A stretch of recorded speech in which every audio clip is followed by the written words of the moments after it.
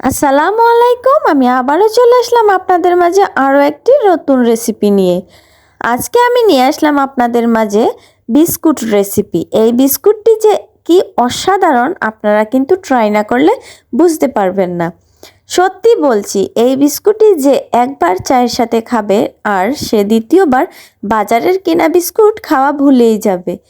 দেখুন মাশাআল্লাহ, আমার বিস্কুটগুলো কত সুন্দর আর কতটা লোভনীয় হয়েছে। এই বিস্কুটটা খুবই মচমচে আর খুবই ক্রিস্পি আর খেতেও খুব দারুণ লাগে চায়ের সাথে। তাহলে চলেন চলে যাই মূল রেসিপিতে। এখানে আমি নিয়ে নিলাম একটি মিক্সিং বোল, তার মধ্যে দিয়ে দিলাম একটি ডিম। ডিমটা রুম টেম্পারেচারে থাকতে হবে। যদি আপনাদের ফ্রিজে ডিম থাকে তাহলে বের করে রাখতে হবে আধা ঘন্টা আগে।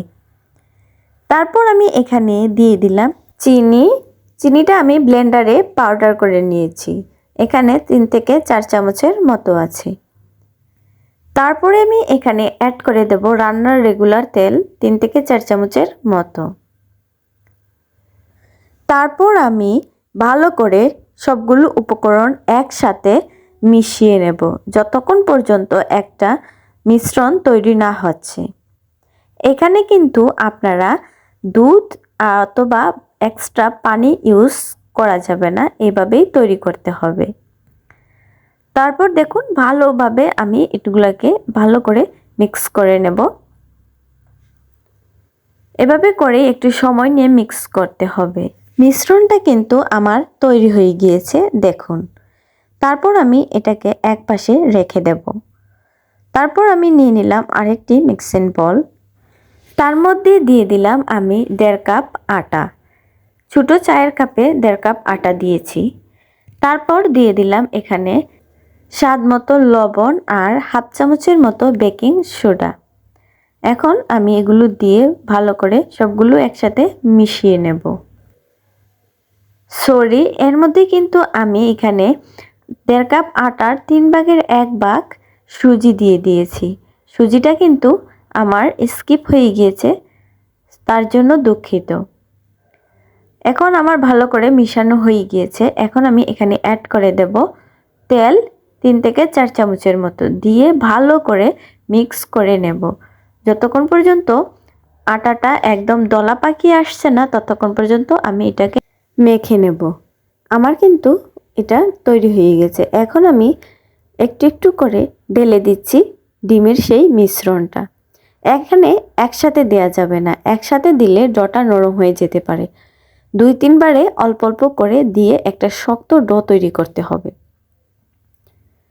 আমি কিন্তু এখানে 2 থেকে 3 বারের মতো দিয়েছি, দিয়ে তারপর ডোটা তৈরি করেছি।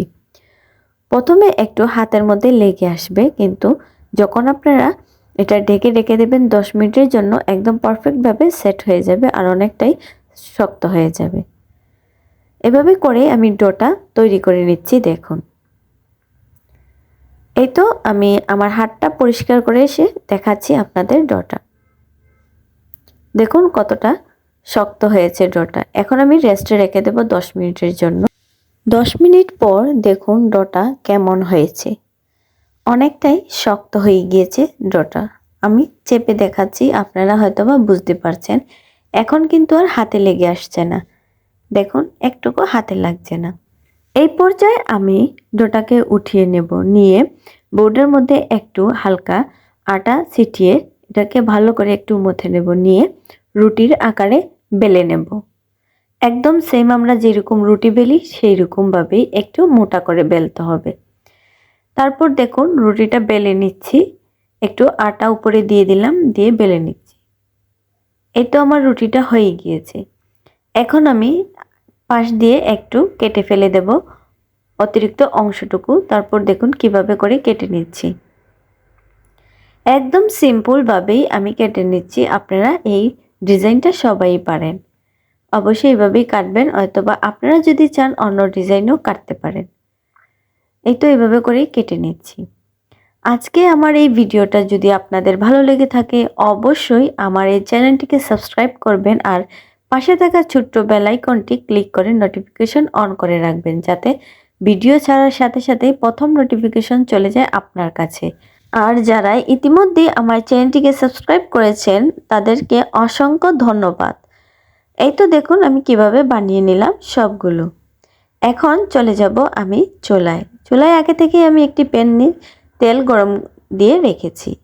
এখন আমি বিস্কিটগুলিকে এক পিস করে সবগুলো দিয়ে দেব। তেলটা কিন্তু এখানে অনেক গরম থাকা যাবে না, একদম অল্প গরম থাকতে হবে। আর চুলার আঁচটা কিন্তু মিডিয়াম টু লোয়ে থাকতে হবে, কারণ বেশি আগুন থাকলে চুলায় বিস্কিটগুলো উপরের দিকে পুড়ে যাবে, ভিতরে হবে না। তার জন্য এখন আমি দিয়ে দিলাম সবগুলো। দেখুন মাশাআল্লাহ সবগুলো বিস্কিট কিন্তু আমার ফুলে ফুলে উঠেছে। প্লিজ বন্ধুরা, আপনারা কিন্তু আমার ফুল ভিডিওটি ওয়াচ করবেন, তারপর কিন্তু এই রেসিপিটা বানাতে যাবেন। অনেকেই আছেন যে টেনে টেনে ভিডিও দেখে রেসিপি বানাতে যান, কিন্তু পারফেক্ট হয় না। তখন কিন্তু আপনাদের মন খারাপ হয় এবং কি আমাদেরকেও বলেন যে পারফেক্ট হয়নি। আপনারা যদি যে কোনো রেসিপি পারফেক্টভাবে তৈরি করতে চান, ইউটিউবে ভিডিও দেখে অবশ্যই ফুল ভিডিও ওয়াচ করবেন, তাহলেই আপনারা একটা পারফেক্ট রেসিপি তৈরি করতে পারবেন। আশা করি আজকের ভিডিওটি আপনাদের ভালো লেগেছে। যদি আপনাদের কাছে আজকের ভিডিওটি ভালো লেগে থাকে, অবশ্যই একটি লাইক আর শেয়ার করে দিয়ে যাবেন। আপনাদের একটি শেয়ার আর একটি লাইক আমাকে ভিডিও বানাতে উৎসাহ বাড়ায়। সো অবশ্যই একটি লাইক আর শেয়ার দিয়ে যাবেন। দেখুন মাশাআল্লাহ আমার বিস্কিটগুলি কিন্তু খুব সুন্দর হয়ে গিয়েছে, একদম পারফেক্ট হয়েছে, আর খেতেও কিন্তু দারুণ ছিল। অবশ্যই আপনারা ট্রাই করবেন এই রেসিপিটি, আশা করি আপনাদের ভালো লাগবে। I hope everyone like this video. So সবাই সুস্থ থাকবেন, ভালো থাকবেন, আল্লাহ হাফেজ।